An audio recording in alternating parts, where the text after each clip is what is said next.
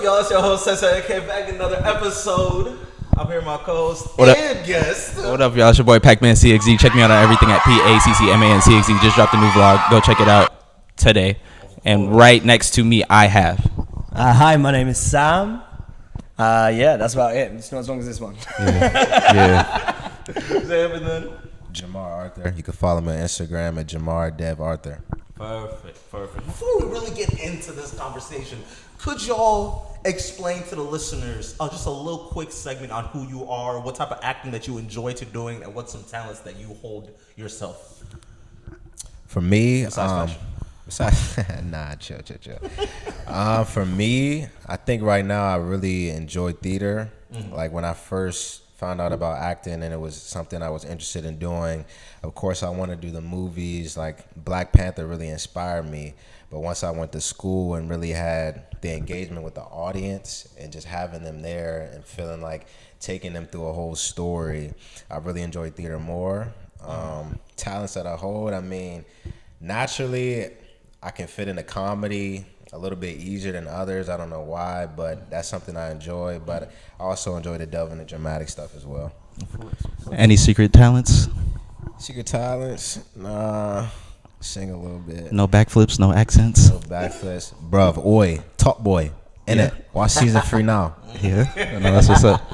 How about you, Sam? Yeah, I do. I'm the same as him. I love theater. Mm-hmm. I also love TV. I also love film. I love telling stories. I think that is the main reason I got into this. I have a lot of stories of my own that I wish to like share in the future. Like directing wise, or what are you thinking? Like writing? I'm dyslexic, so I'm not very good at writing. So at the moment, I'm getting a lot of stuff into voice notes. Oh, okay. And I plan to like try and get a writer on board to like help me like turn my stories into something else. Yeah. I've had a lot of like life experiences that I think helped me become an actor and like fit into multiple different like genres. So I love English fast. As you can tell, I got an English accent. So taking that old school comedy, I don't know if you've ever seen or heard of someone called Noel Coward. He's a playwright. He does some great stuff. On the Broadway right now, you've got The Play That Goes Wrong, that kind of stuff. That's where I really like sit quite nicely. Okay. But I love the dramatic stuff. There's stories to be told. There's a film I just watched called Beautiful Boy. Brilliant. I watched another one called... I think it's called Honey Boy as well. Okay. With Shia LaBeouf? Yeah. This is the kind of like, if I was to do like film, I like that grungy style, that like dark side. How come? I think that I can fit into that genre. I feel like if I was to play like TV film, my type would be like blue collar but lovable. Oh, okay. Yeah. Do you know what I mean? Yeah. Kind of like a Kevin James in King of Queens. Yeah. That kind of like side of things, and I've grown up in that area as well. I was homeless for like 3 years. I had a substance abuse problem, so I went through all of that kind of stuff as well. Yeah. And so like there's stories that I kind of vibe with as well. Like I get where they're coming from. Yeah, I'm sure we'll definitely get into all of that stuff. Yeah. But before we get into that, how did you guys end up in New York? What brought you here as opposed to anywhere else that you could have gone? For me, well, once I finished high school, I didn't really know what I wanted to do. Like, I stopped playing basketball, so I took a year off. Got interested in acting, and for some reason, the academy was the only ones, like, that were sending me emails, I think, before I even wanted to do acting. And then I finally looked into it. I went into an open house, saw the campus, caught the vibe. We kind of saw how immersive it was. It looked like this was pre-COVID as well. Okay. So everything was on campus. You could see everybody there studying, whatever it is, hanging out. But then by the time I actually went, it was during COVID, so everything was totally different. Yeah. But that's what brought me to New York to come to the academy that I ended up going to. Yeah. Well, I went to the exact same academy as well. So I'm the year below him. I was currently working in Greece as a like singer dancer at the time. During COVID, actually, this was. So as England went into a lockdown, I was very fortunate to get on a plane straight out to Greece, who didn't lock down and was still open and stuff like that. And then I saw how the way the career was going, and I was doing stuff that I wasn't really like. I was like, I'm not obviously ready for the like real industry right now. And so I was like, I want to train again. I'd already done 4 years training in England, but more musical theatre. Okay. And I was like, I want to go more into the acting side. I was always interested in that side. I trained in singing and dance to be an actor who could sing and dance as well. But then, when you end up like trying to set yourself up for a role, how do you come to terms with the character you're trying to play? And how was it when you are going to the American Academy trying to learn how to do that as well? Like, is like one of the things that I'm always trying to think about, because it's like there's people that get into the industry in different ways, and being the fact that you guys went to school primarily for this acting stuff, how do they shape you? Is like a lot of reps, or like what we thinking? So we were trained in something called Meisner, which is basically to try to work from yourself. Okay. So they start you off by doing something called repetition, where it's basically just observing what you see off your partner, what they're giving you. You land whatever it is on them, basically feed off of each other. Okay, like game of tennis. Yeah, Okay. basically. And so they just give you a whole bunch of exercises. Like they'll give you an object exercise, like you have to bring in your environment, just certain things to where once you get all those elements, once you have a script, if it's telling you, oh, you have to come into this apartment building, wherever we at right now, it's just raining outside. So what did it feel like when the rain was just hitting you? How do you come into the room? How is that affecting you that now you're wet? You might have to get out this jacket a certain way because it's all soggy. So now how does that affect what you have to do in the room now? Okay. So just certain stuff like that to where you apply it to a real scene. yeah, and that's like that's the first year. Okay. Like that's kind of like the whole first year is about also like finding yourself. Would you agree? Like, Yeah, for sure. how can you act as someone else if you don't even know who you are, like properly? Yeah. And like the first year is based around that, but then for like actually getting into a character, it depends on the character. Like everyone is different. I did like a 1800s play. Okay. And for some reason, like something that helped me get into character was drum and bass.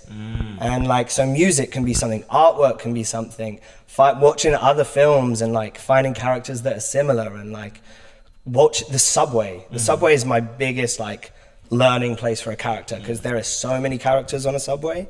You know what I mean? there in New are. York City. Yeah. So like sitting there and finding someone and just like studying them a little bit, how they sit, how they read their book, how they go on their phone, and like when they get off, and do they let someone else go off first, or do they take charge and like move through, and that kind of stuff as well. Hyper attention to detail, not things that I ever would have thought of. Yeah. So question for y'all, speaking about character, what do you guys tend to like from an actor when you're talking about those details? An actor that you find is good with character work?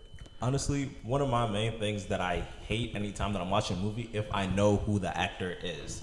Like, I want to be able to just like, that's why I hate watching Kevin Hart movies and The Rock movies, because like I know it's them. I get you. And then that's why I feel like all actors should be more underground and like more unknown, or at least give the opportunity for more unknown people to show face. I kind of have a similar part.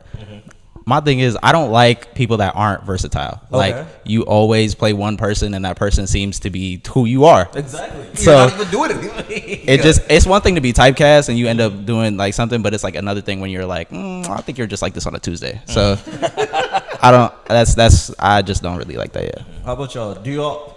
Was it that you guys felt like you guys could act better than the movies that y'all were watching, or you're like, oh no, I would rather just like, I want to be that pillar? I don't. A lot of the movies I watch, I don't think I can like act better. Okay. I think I could bring something different to maybe that role. Yeah. Like I find when I finish a role, like that part of that person like stays with me forever. Like you learn something from this human being, like especially when you play someone evil or someone like horrible. Like you can't like judge that person because they got there because of something. Like if someone kills someone, there's something that has driven them to that. You've got to find where that anger and rage comes from, and like part of you will then always respect something about this person as well in a certain sense. But I think like I never thought I could be better than these people. Like I just was like, I want to create characters that are going to help like move and inspire other people, like a true storyteller, you know what I mean? Yeah. Since you guys are both actors and nerves is also a huge part of, you know, I would assume going up and acting in front of people. What do you think was more stressful for you? Was it relocating to New York or any specific play that you've done? Because I know sometimes relocating to a new place, especially like a new city, can be really stressful to have to learn learn new stuff and everything so fast, and you know where to go, where not to go.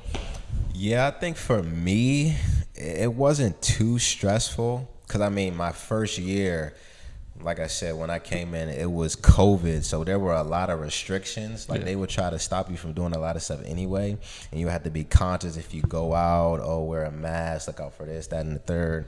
So it was kind of a little bit sheltered, but it was still like you would do the normal things to me that I would do back home. It's just everything's more accessible because you got to train, and everything is kind of later out at times, so you could just go out at whatever time and kind of do anything most times.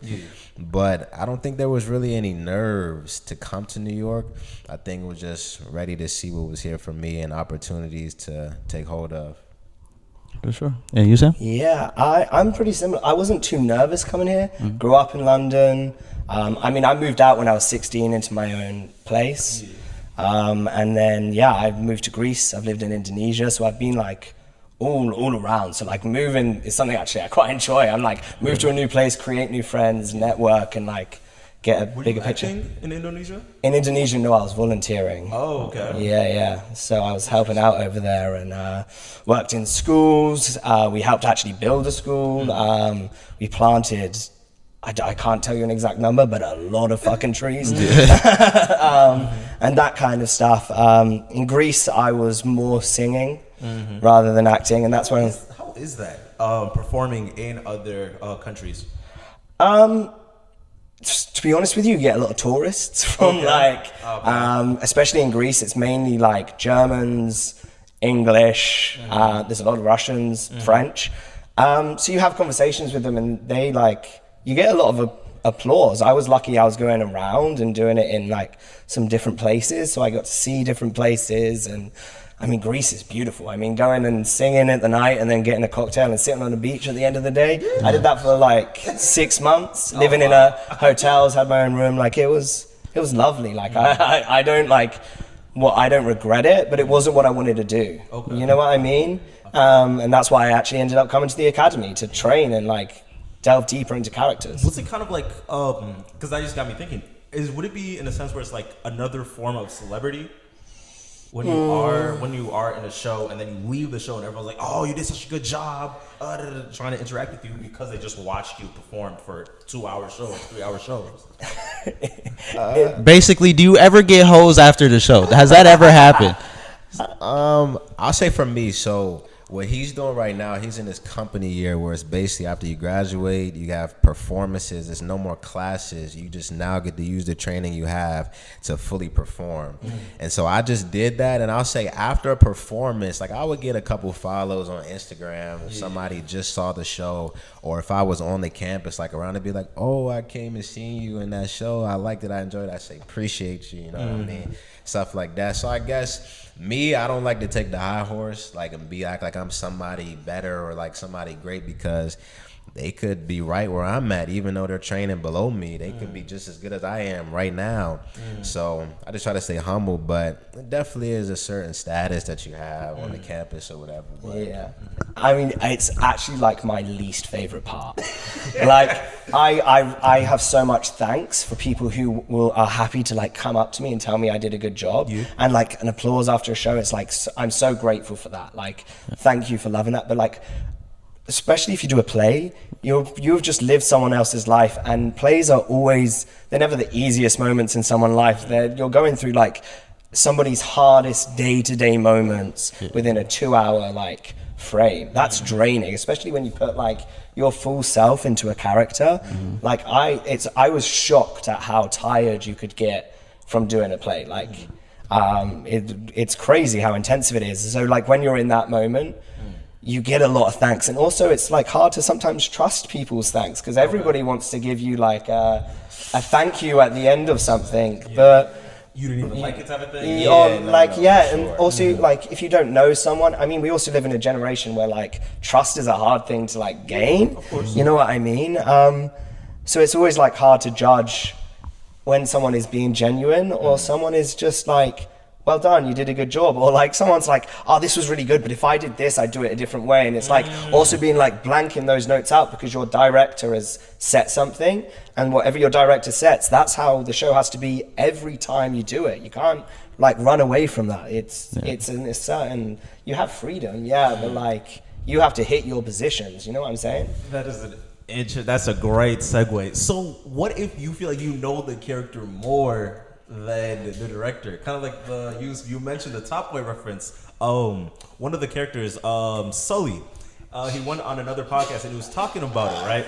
He was like, I don't believe me snitching on this other character would be realistic to the character in and of itself. The way that I should respond is doing this, this, and this. And then they ended up like rewriting the whole like show because of that one big pivotal moment.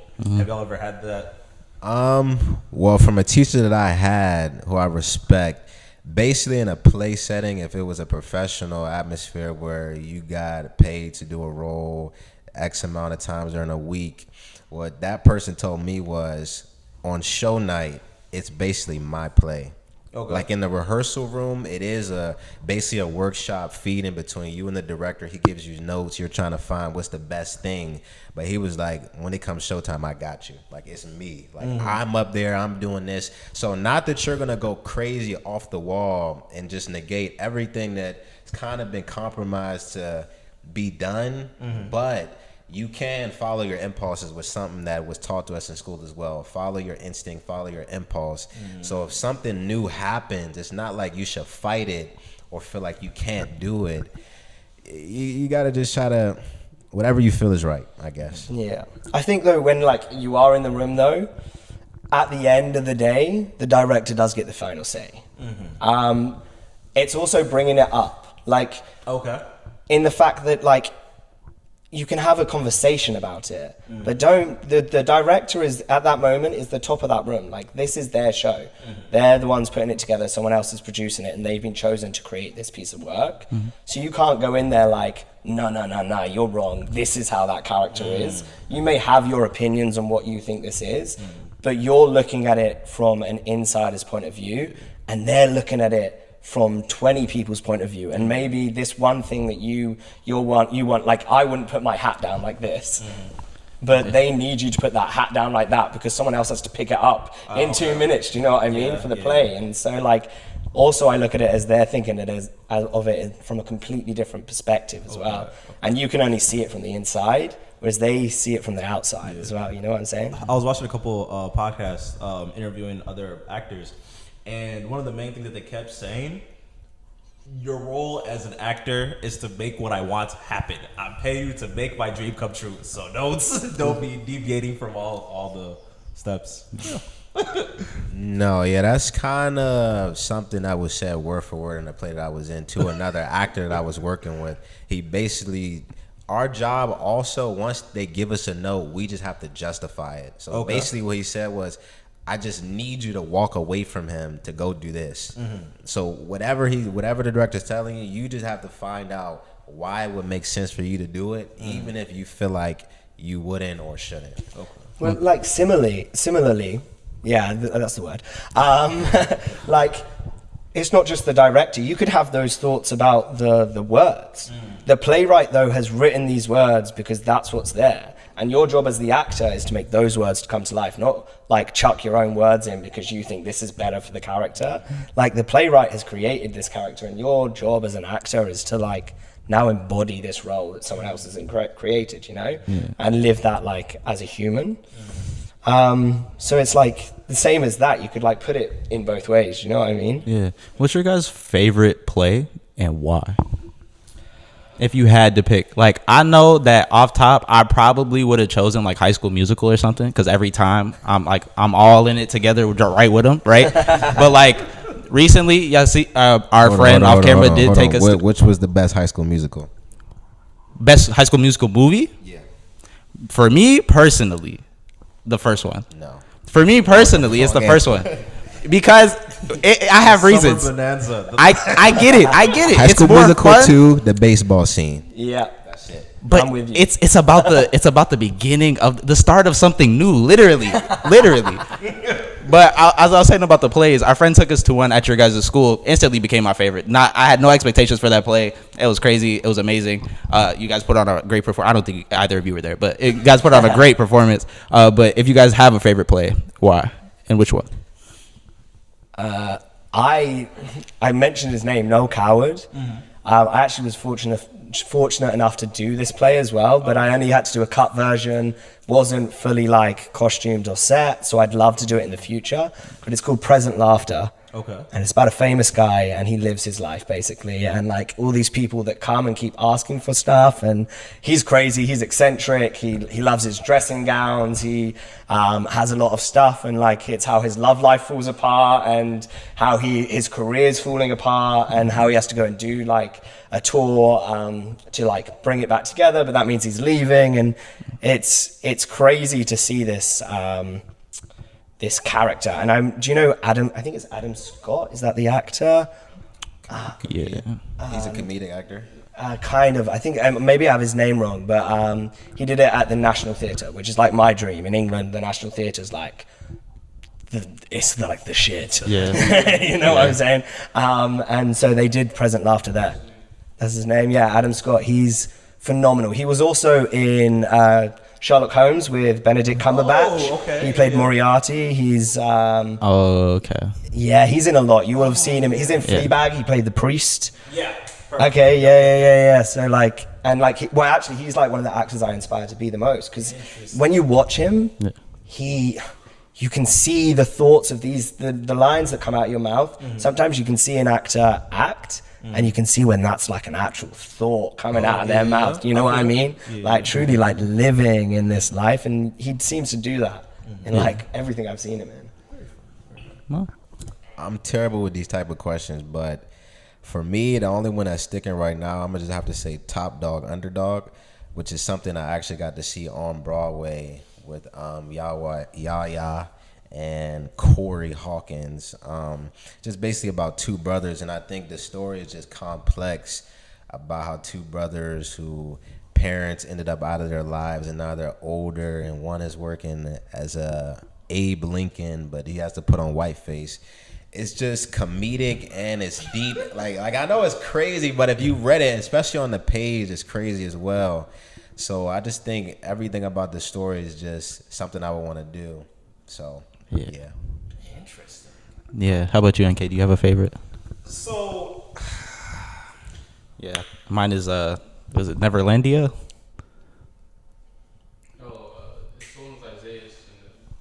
It's like Neverlandia or something like that. Millie was in it?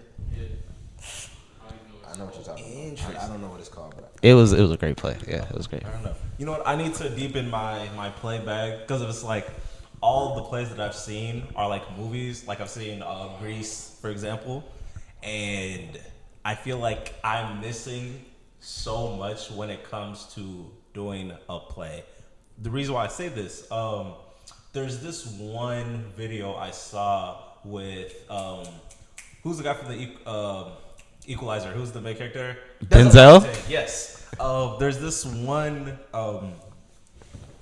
He was acting in a play from a scene, and then they made it a movie, right? Fences? Yes. Yeah. Yeah, And brilliant. just how separate it is, and the way that it's so nuanced on the way that they're acting, that shows me how much I really need to lock in. Because I feel like I'm missing so much when it comes to a movie. Because it's like being able to watch and consume content, you have to be able to recognize that it's just content and not the real world. You have to like basically lie to yourself to believe that what's happening. Yeah. So the level and the extent that you have to take while being in a play and not a movie, it's beyond. And you're also in New York City. Like, I'm telling you, and don't like scrap Broadway for now. Like, Broadway's great, brilliant. But off Broadway, you were talking about how you like these like actors that aren't known. That's where these shows are going on, and then you've got little black box theaters like everywhere here, where you're getting like plays about like the common people and like these little things, people who are writing them in their bedroom and like saying, fuck it, I've got $700, let's rent this theater for 2 days and put this play on. And you're going to see some like really awesome stuff. Yeah. No, I saw that. I remember it's called like Dystopia or something. That play. Yeah. It was crazy. Dyssocia. There we go. There we go. Yeah. No, that shit was amazing. Like you gotta like, and that wasn't on Broadway. It was like the school thing. That shit was amazing. Yeah, and that was like going from like wacky world to real world. Like, but no, the actors were so good. Like everybody played their character really well. So yeah. A question I have for you.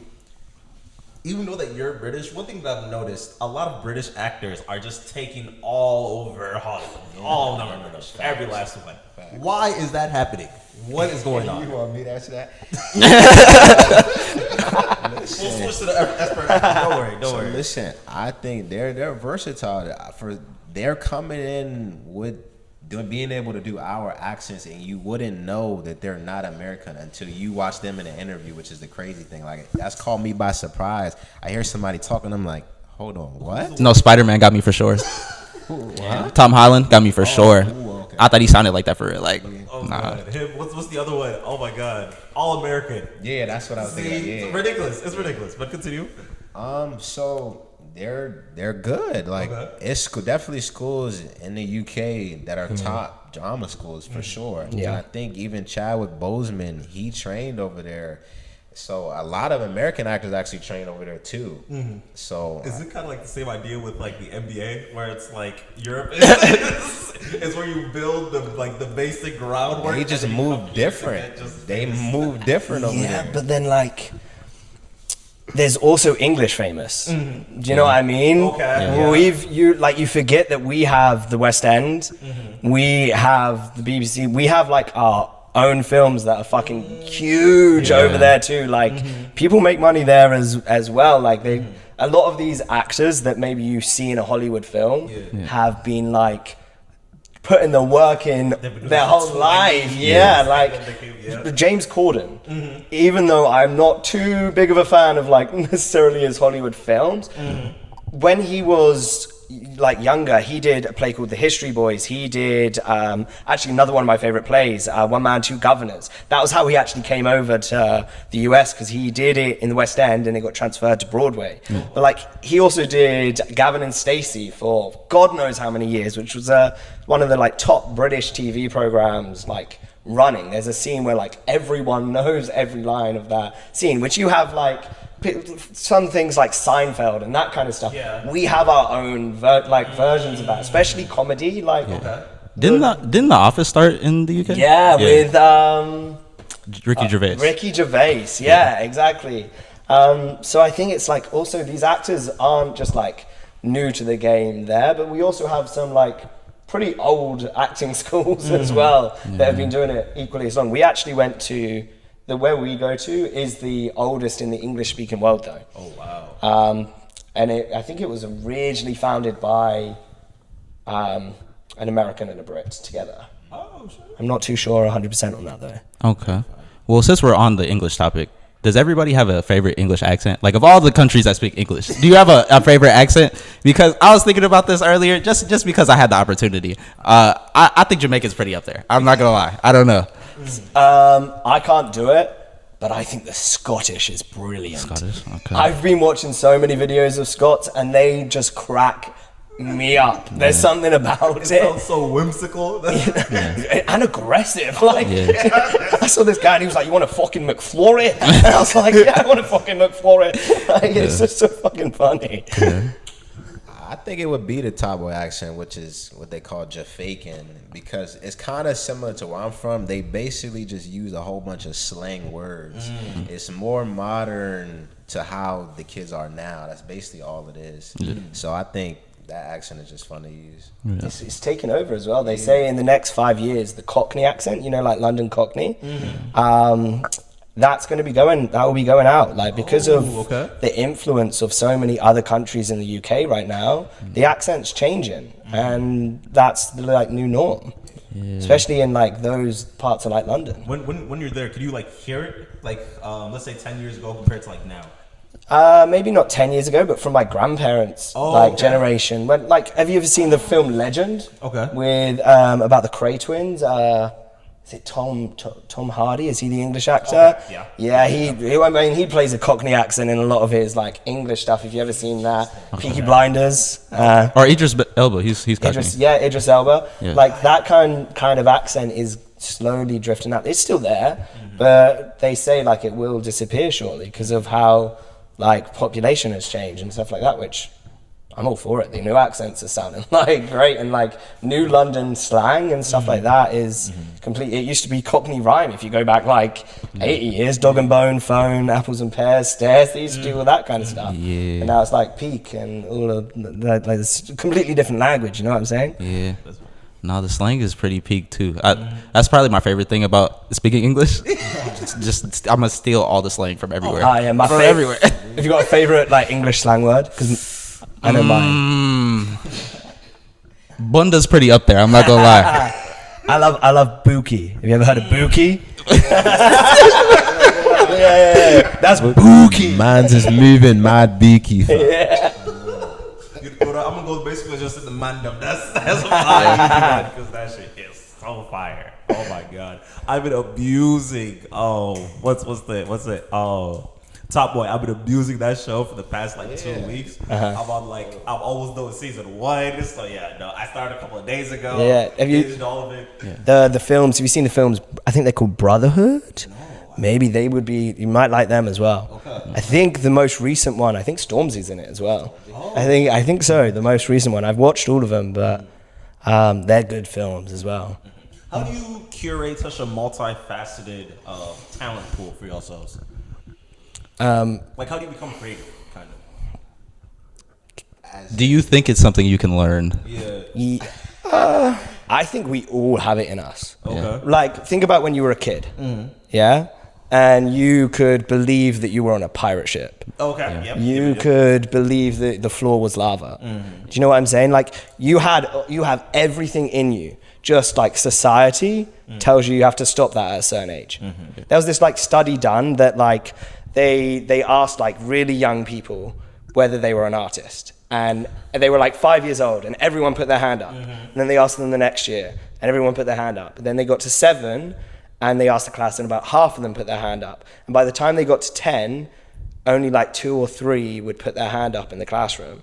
And it's crazy because you lose this idea that you can't do it when it's actually in all of it. Acting is just playing. You are literally playing pretend you used to be as a kid. You just need to be able to put yourself in that imagination that you had when you were younger. And I can't think of the word right now, but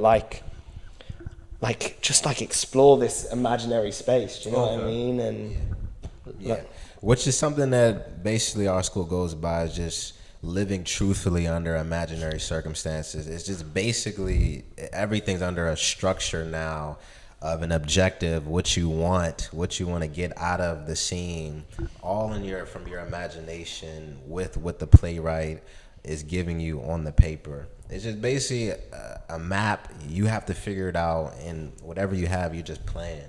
You just play around. That's what's up. Okay.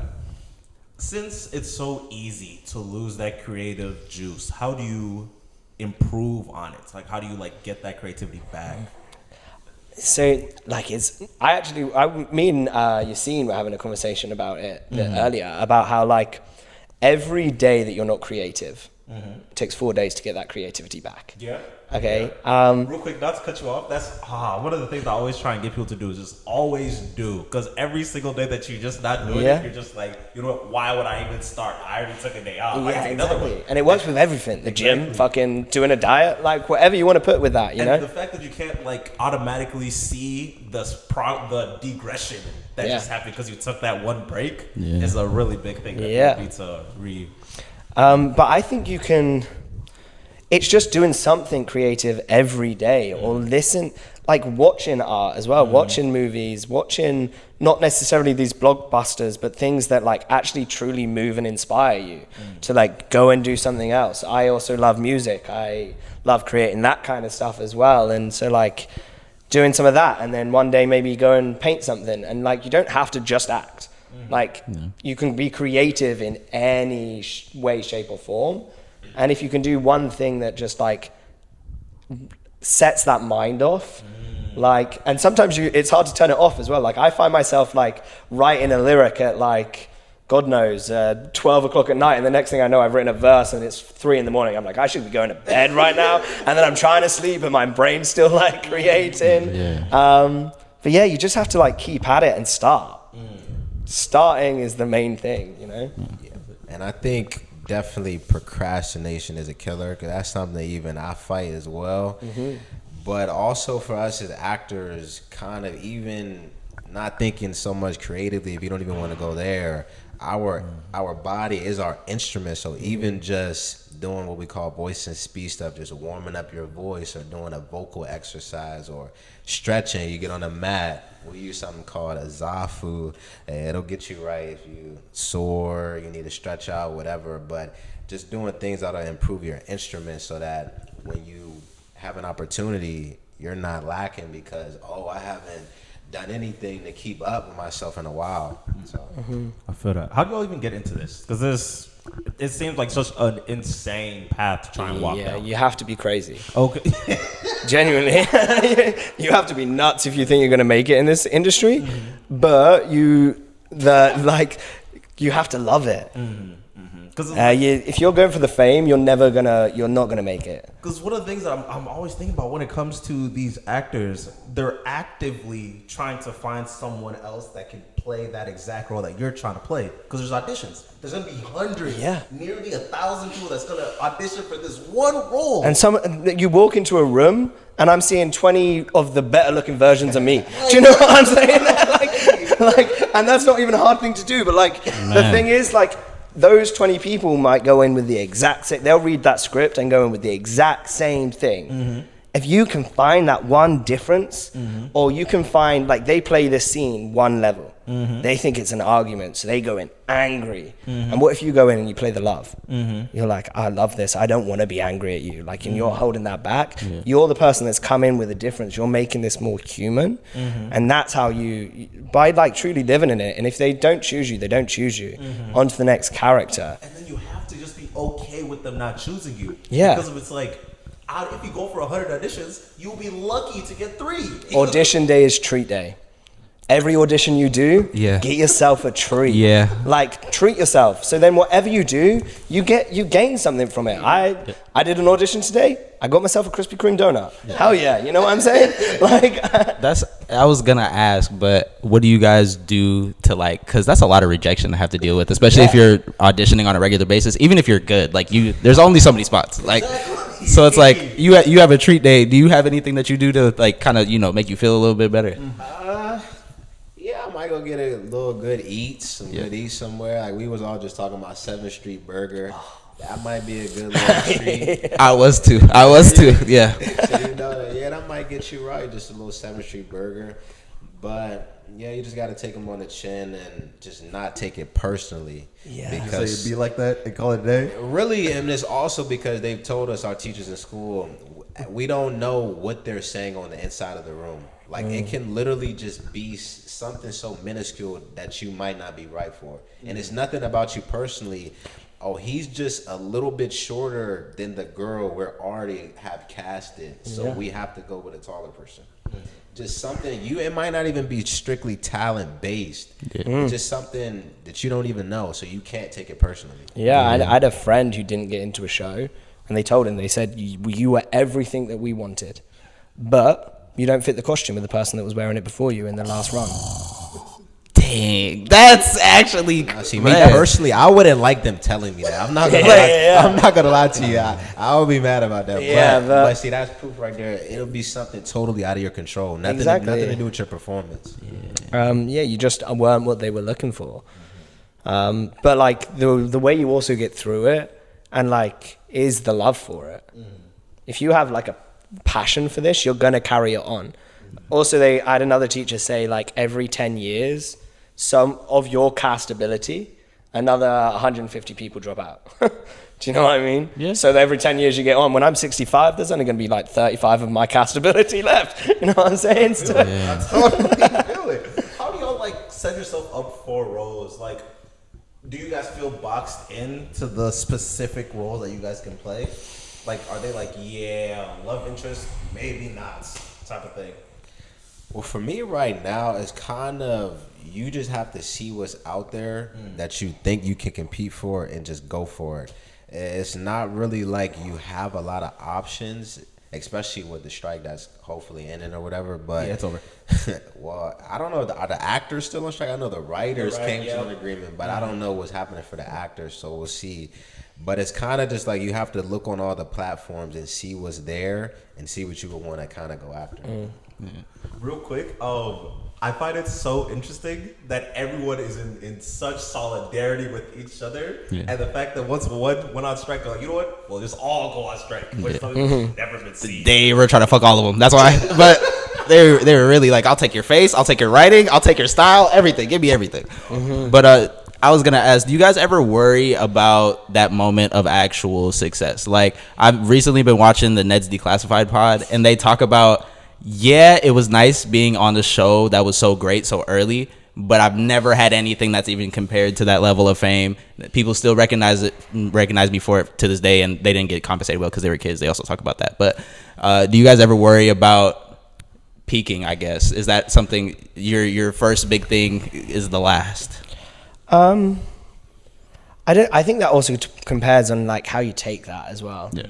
Because also, like, there's an actor in England who he was in a big show that went on, and he talks about it like it's amazing that still to this day he chose to not act anymore, and still to this day he walks out in the street and people remember him, and they were a part of, like, he was a part of their childhood. They grew up on him. He is something that these people all like grew up laughing to and loved being, and I think you could peak. That is a possibility. But are these people who went and did that, did they then think that they were the dog's bollocks and that they could do anything? Or did they finish and did they go, actually, you know what, if I'm going to get another part, I need to get myself back into some acting classes. I've played the same role for 25 years and now I've lost my versatility that I had when I was at college, because at college I was playing a new role every 5 weeks. And now I've played the same thing and I know how to be human as this person. That's one of the things that I always like runs in my mind, especially with a lot of Disney stars when they're really young, and then when they get older, everyone's like, "Why can't you act like anything else?" And it's like, well, you knew me as like a 10-year-old, and this is what I know myself as. So now every time that they do try and act in different like formats, it just doesn't work. Yeah, I think with that, it's a trap in itself because people don't respect those actors because they're like, you were Disney.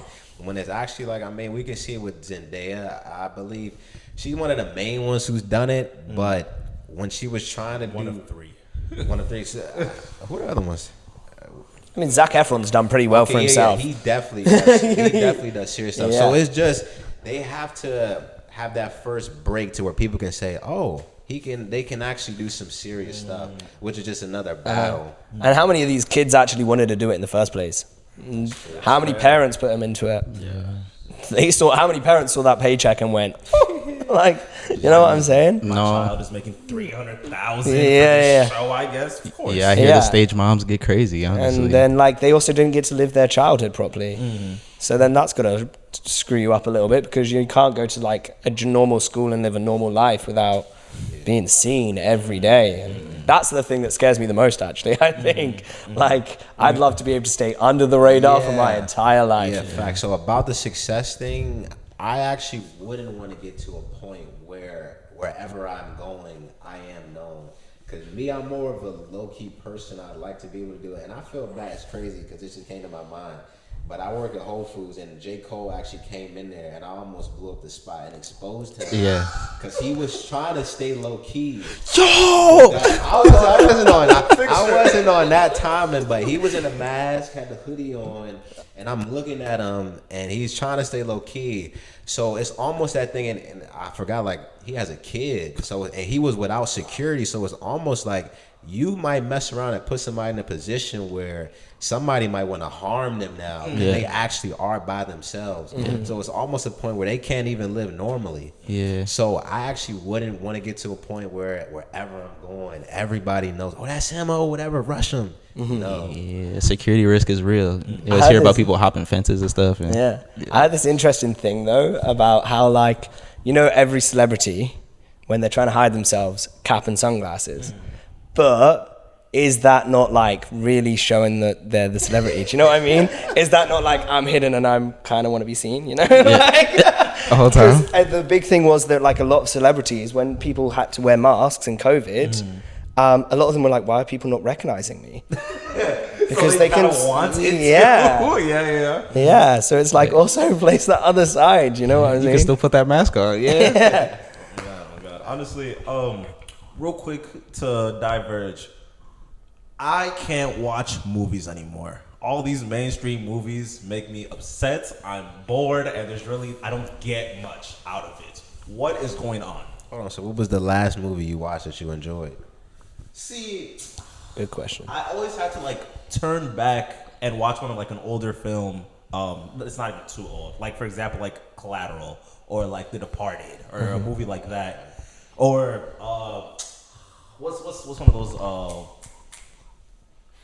Did we see, which one did we see? Tenet. Tenet was the last movie I saw. Like, Hold on, you understood it? no funny shit. No funny shit. I was in the theater. He told me it was complicated. So I'm like, all right, I'm gonna pay extra close attention. I left with a fat headache. I'm not even joking. Oh, you didn't. Nah, it was too much time travel and cutting. I tried so hard. But my whole thing is, it was interesting. Yeah. So is there like a lack of creativity? Are people just like continuing to write these big blockbusters because that's the only thing that's making money? Like, So definitely studios are trying to, studios are trying to go for the bigger known stuff that they have a feeling are going to make the most money. But something that he touched on earlier about, well, no, I don't think Honey Boy, but A24 makes films that are like, I don't even know, just the entire. so why is A24 like beating out everybody?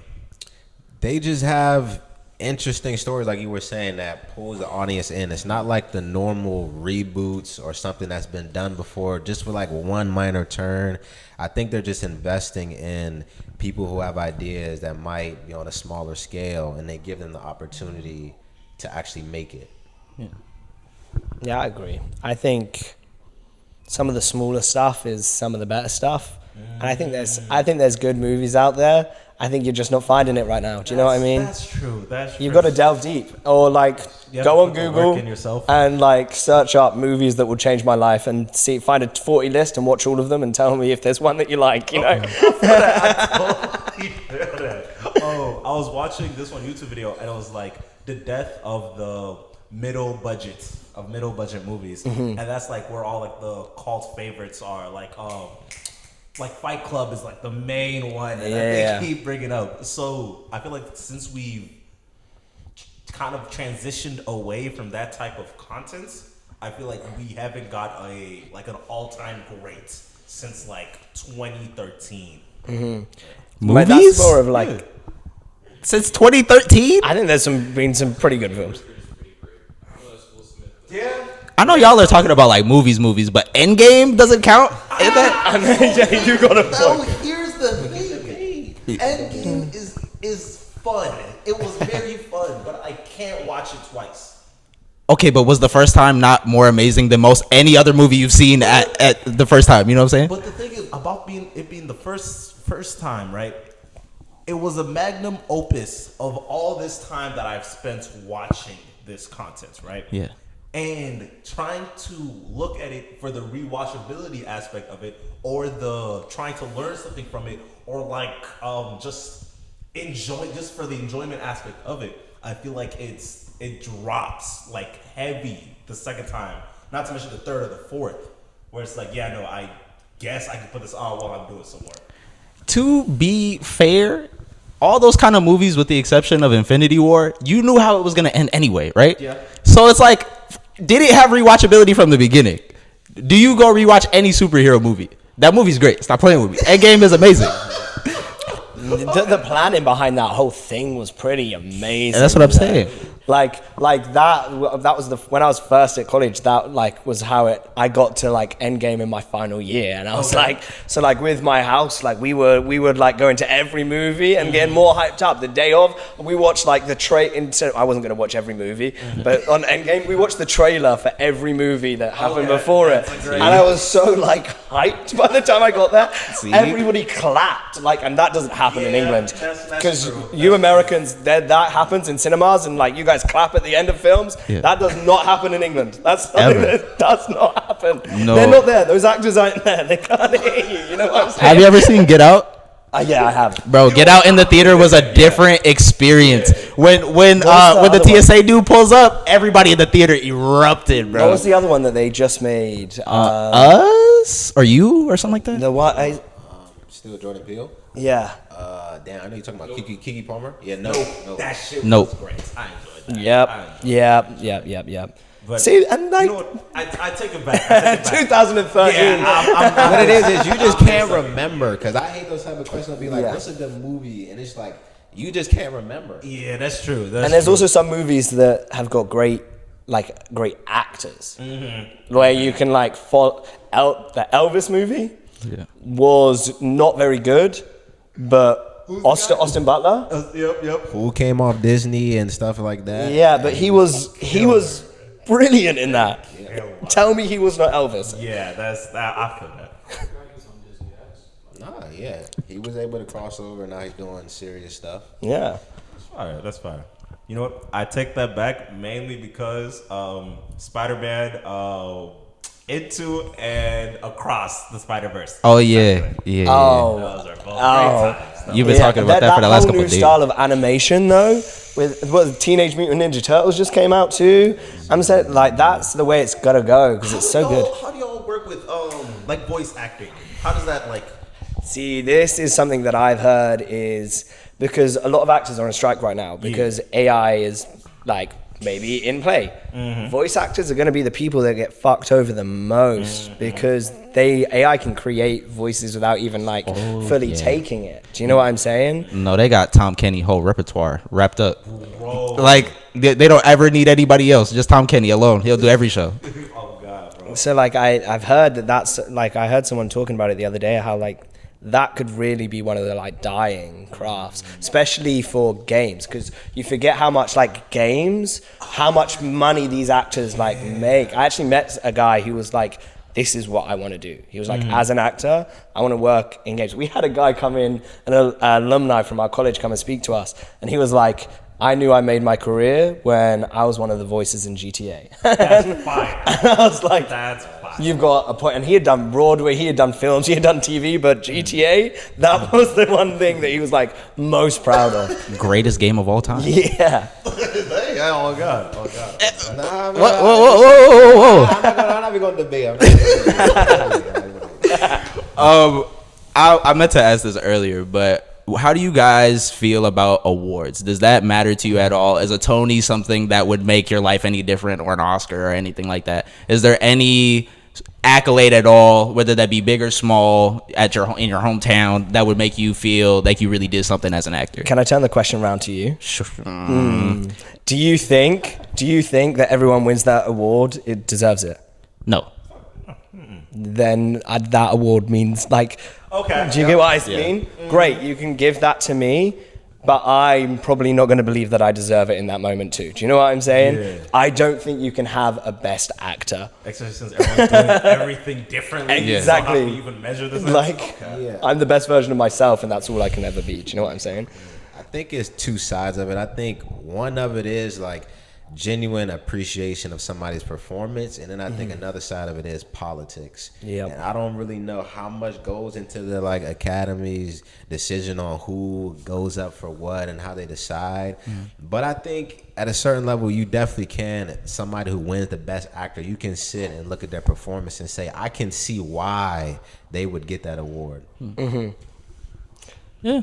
I mean, honestly, I think that we deserve an award, and I think that we would appreciate it greatly. Like a streamy would be nice. Streamy 2025, 2024. Like, give us a little time. We'll see. But like, I think that's honestly a good way to look at it. It's like, it probably didn't belong to me anyway, or anyone really. Yeah. But it's honestly, I'm a glutton for people. What's accolades and praise. I love the praise. Yeah, okay. The greatest.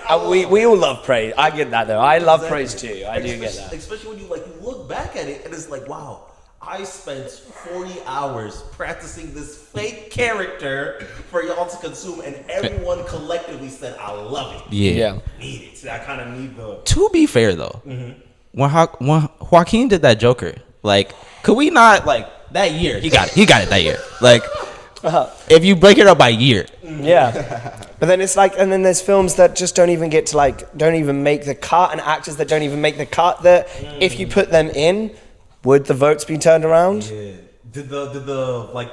One of the things that I always think about when it comes to giving out awards, y'all didn't watch every movie. Period. Yeah. That's true. Yeah. But if you have that AMC A-list pass, then you be going to as many as you can. Yeah. You know what I'm saying? Go get AMC A-list. That's a sponsorship that I'd love to see. But hey, let's see. Oh my God. Any more big? You know what? So in this segment of the dojo, this is Wish I Had a Sensei, where our guests give some advice that they wish that they had while they were growing up, some advice for them in the moment, and some advice for them in the future.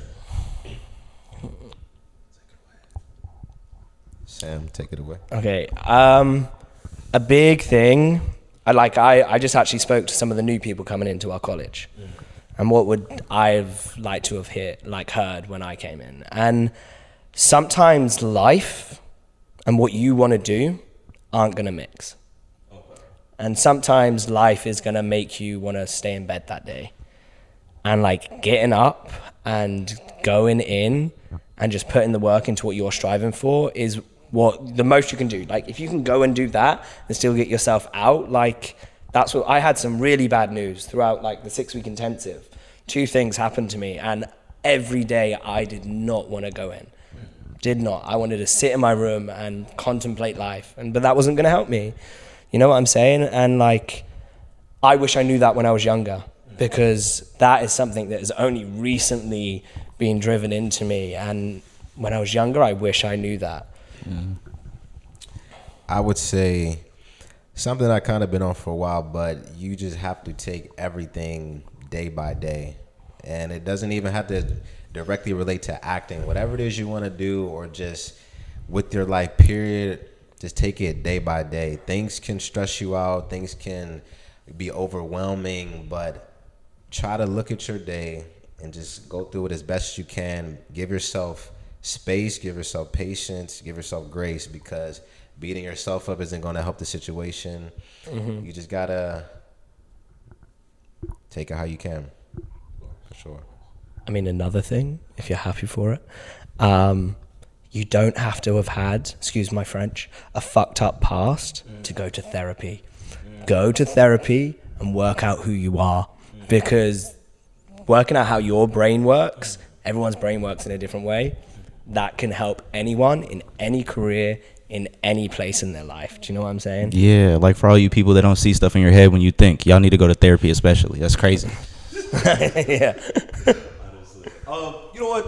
I was going to end the episode there, but... Bit dark. You gotta turn it up a little. Nah, fucking, I'm Batman. I love the dark. At my job, at my 9 to 5, I work as, I want to say a therapist per se, but I help folks that are in a psych ward, right? Yeah. A question for you. How was, not even so much your upbringing, you said for 3 years you ended up being homeless. How was that affecting your work now? And is that like an aspect that you like close off, that you don't really like dive into anymore, or what? I have a lot of things in my life that I try to close off, honestly. Okay, yeah. And not all of it is good to use. Like, honestly, I'm a big believer. If you've got something that you think you, like when going into a character, let's put it in this aspect, okay? You can use things from your past to help you relate to a character, yeah? But if you have something in your past that scares you, you're like, oh, I don't know if I should use this. Don't use it. That's never going to be a good idea because you're opening Pandora's box and you don't want to go there. Do you know what I mean? Mm-hmm. Again, though, if you go to therapy and you deal through that shit and you understand it now and you know where you can come at it and where you can block yourself off from that, then that's when it's good to go. But I think with acting in particular, any life experience helps you. Whether that is skydiving or whether that is going through something hella traumatic. Because acting is just like living stories, and one story out there has probably gone through that. That's not saying, though, you can't do something that you've never gone through as well. Like, as an actor, you can use your imagination and put yourself in something that you have never done. But if you have done it, then you're more able to relate to this story that you're telling. And I think, going through that kind of stuff, I then moved into a population where I was in a council bungalow, but I was living surrounded by like... What's a bungalow? A council bungalow is like a one-floor house. Okay. And a council means that it's like council estate, so it's you pay the government pay it, you're renting, like it's like the next step up. So I went homeless, hostel. This was with my mum, and then we went into like a council house. Okay. So it's like Section 8. Yeah. Okay, and so, but I was in a place where everyone else around me was like millionaires. Okay. So I had like seen like Johnny Depp lived in the same village. That was like half of the village was like poorer, the other half. So my friends were... Was that drastic? Like kind of. Ultra rich and then just... Like obviously there was houses all around, but like there was parts of it that were council. But it wasn't like I didn't actually feel like rejected by these people. I went to school with them. These people were my friends. So I grew up with like rich people, but knew the other side. And I think that is something that has helped me adapt to like any environment that I've ever been put in. I've always been able to make friends because I've seen so many different parts of life and so many different countries that having a conversation with someone from wherever they are and their background, I find it easier to adapt to that group of people. You know what I'm saying? What is you guys' future looking like? Like you said, you mentioned the 9 to 5. I'm in the same boat. The rent has to get paid. You still want to live your life, but I've been able to manage a little bit. I'm going to be in a play at the end of this month, coming up in October. So excited about that, but just continuing to work how I can and just be grateful. All right. Yeah, I'm just going to have fun. I'm just going to keep living and going day by day, as you said. And see what happens. I have a feeling some big things are going to happen in the next few years. I feel like I am putting my work in and things are coming back to me at the moment. And I think the world works like that. I didn't put my work in for a long time, and I only realized that's what I was doing, and now I've started putting the work in and things keep coming, and I'm enjoying that part, to be honest with you. And maybe that might drop off for a bit, but just wake up and keep going, you know? That's what's up. What's the next step for y'all? What's on y'all plate?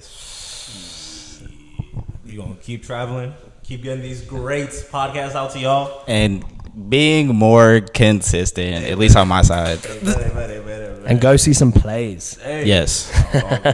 Go see a play. Support our actors out here. Oh yeah. Do you guys want to plug your Instagrams and shows or anything that you guys are doing? Or? Do you have any private work that no one knows about yet that the world needs to know? No, I mean, I plugged the Instagram, but Jamar Arthur. My Instagram's samuel.b.dolman. And yeah, I'm doing a play at my local college, like at my college, for the third year. So the American Academy of Dramatic Arts, if you want to come over and watch it, Three Sisters, October 6th, October 8th, and October 9th. But yeah. All right, y'all. Hit the like, subscribe, comments, all that jazz. We're in New York right now, so you're going to be seeing a lot of New York stuff. But yeah, follow his account. Yeah. Vlog things. Yeah. Dangerous food and recycler. I'm gonna do stuff to you in your sleep. Amen.